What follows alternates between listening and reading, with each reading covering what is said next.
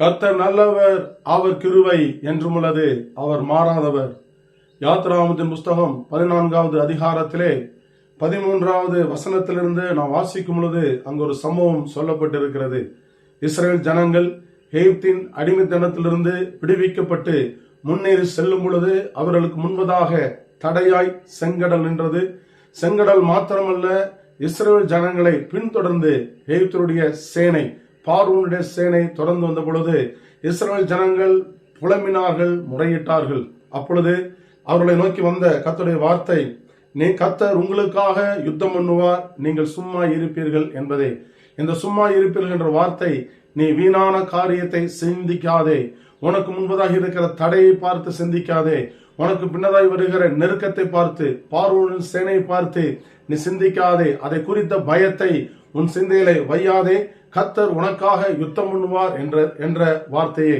அது மாத்திரமல்ல, தொடர்ந்து மோசேயினிடத்திலே தேவன் பேசுகிற வார்த்தை, நீ என்னிடத்தில் முறையிடுகிறது என்ன, புறப்பட்டு போங்கள் என்று இஸ்ரவேல் புத்திரருக்கு சொல்லு என்று ஆண்டவர் சொன்னார்.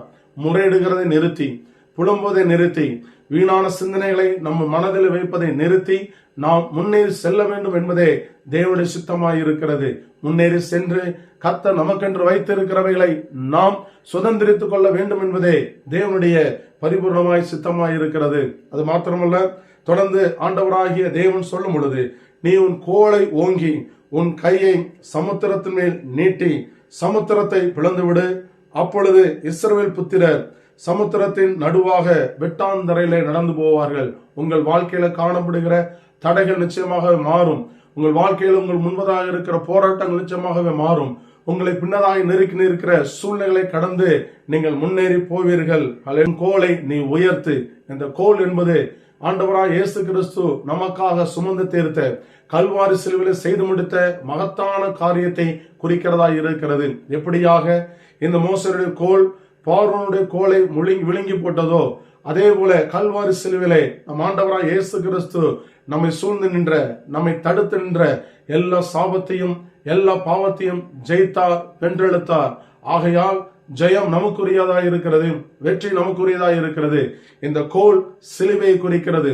சிலுவையிலே இயேசு நமக்காக செய்து முடித்த அந்த காரியத்தை குறிக்கிறது. ஆகையால் வாழ்க்கையில காணப்படுகிற பிரச்சனைகளை குறித்து புலம்பாதபடிக்கு, அந்த புலம்பலை நம்முடைய எண்ணங்களிலே வையாதபடிக்கு சிலுவையை முன்வைத்து, இயேசு மூலமாய் உண்டான வெற்றியை முன்வைத்து முன்னேறி செல்லுங்கள்.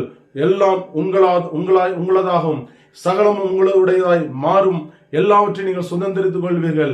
எல்லா தடைகளும் நிச்சயமாகவே நீங்கும். ஏனென்றால் ஜெயம் நம்மளுடையது. ஜெய கிறிஸ்து நமக்கு முன்னதாய் செல்கிறார். ஜெயத்தை கல்வாரி சிலுவையிலே ஆண்டவராய் இயேசு கிறிஸ்து நமக்கு பெற்றுக் கொடுத்திருக்கிறார். ஆமேன், ஆமேன்.